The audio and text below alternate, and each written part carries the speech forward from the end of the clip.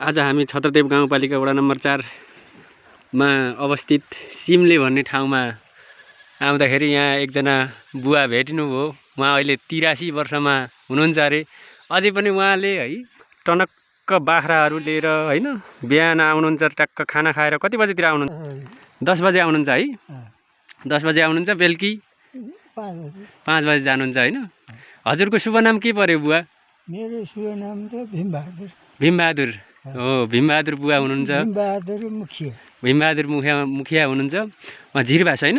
हैन, ए धारीचौर सरी हो। धारीचौरबाट अझै पनि उ गर्दै हुनुहुन्छ। सधैँ यहीँ बस्नुभयो कि तपाईँ कहीँ विदेशहरू जानुभयो कि? गइन, जानु भएन है। यही चाहिँ जिन्दगी लगभग बिताउनु भयो है। हो, अहिले कति वर्षको हुनुभयो? 83 वर्षमा लाग्नुभयो। 83 वर्षमा हिँड्दै हुनुहुन्छ। भत्ता त खानुहुन्छ? घरमा को हुनुहुन्छ त हजुरको परिवारमा? कोही पनि छैन, एक्लै हुनुहुन्छ? पकाउने आफै खाने? आफै खाने, आफै पकाउने। हजुर, बाख्रा पाल्नुभयो है? बाख्रा छन्। हो। अनि हजुरको श्रीमतीहरू हुनुहुन्थ्यो कि नै पहिला? पहिला थिए, अब जम्मै अब जेठी चाहिँ अब छोरी जन्मी, छोरी पनि बिती, आमा उठेर डाक्टर थिएनन्। तमसबाट डाक्टर ल्याउँदा पनि भएन। तमसबाट ल्याउनु भयो उति बेला? उति बेला पनि तमसबाट मैले डाक्टर लिएर आएर भएन। छोरी पनि गई, आमा पनि गई।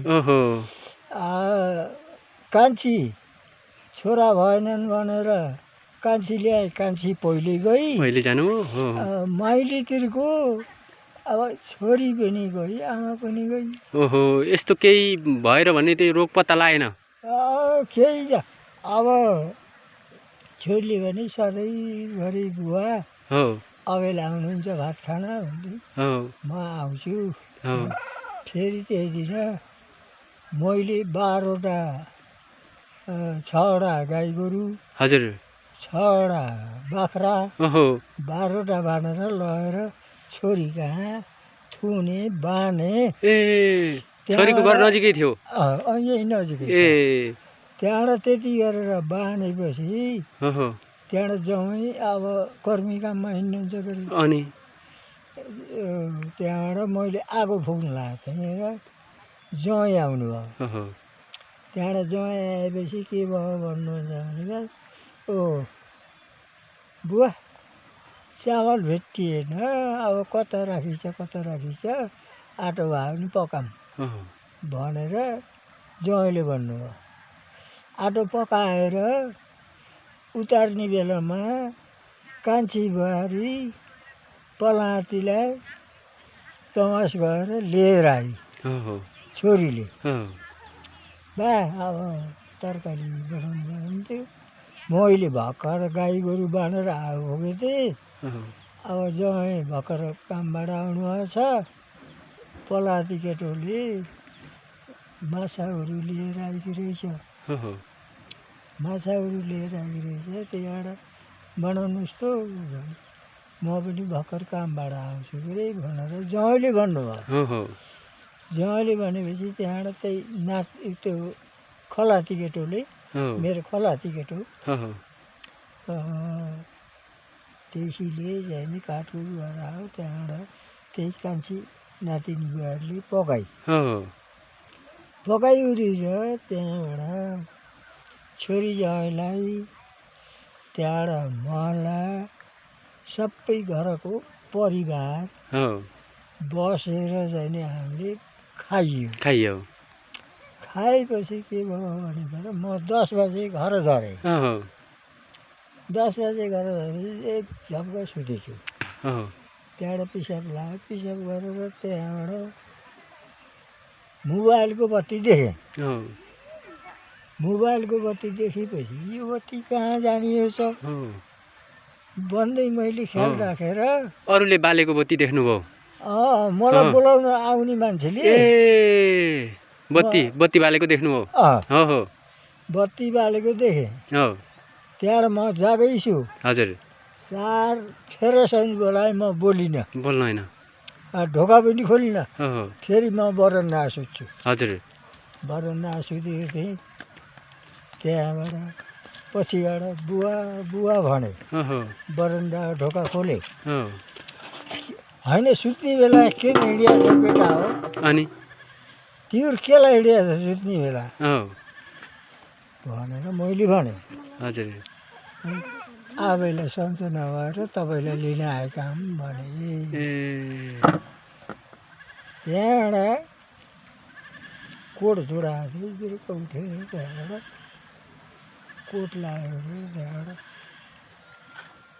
छोरी गएको छैन तातो मात्रै छ तातो मात्रै छ ओहो भर्खरै के हो भन्ने अब हो बियो सुन है हो ए बौराजी भन्ने अब त्यहाँ कति गरियो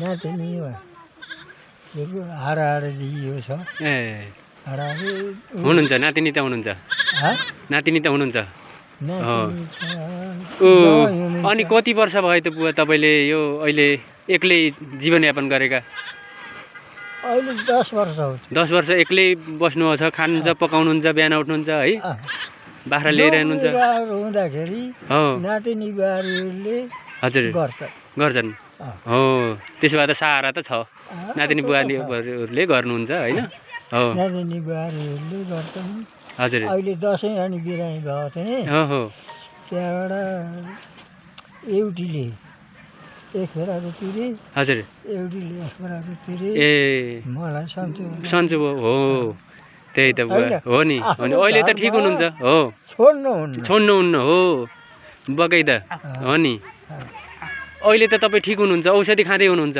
औषधि मलाई दिएको पुरा भयो ए पुरा भयो अब खानुहुन्न अहिले केही पनि औषधि खानुहुन्न मलाई टिबी भयो ओहो चिसोबाट हो कति 18 महिना दबाई खाएँ हो 18 महिना दबाई खाएपछि त्यहाँबाट मैले खेत रोप्नु थालेँ हो खेत रोप्नु थालेर 50-60 मिली धान भित्र हालेँ ए भित्र हाल्नु कहाँको रोप्नु भयो ए यिनी खेत हुन् र ए चिपटारीको ए चिपटारीको कुलाको ओहो उता वहाँ परका फुरौलेका ओहो त्यहाँबाट रोप्दै अब 40-45 जना मैया हुन्थे मैया हो अनि हो चोरजुन्नाको भेदाहरू हजुर माइला कान्छा बेटा बिष्ट हो यिनी हुन्थे है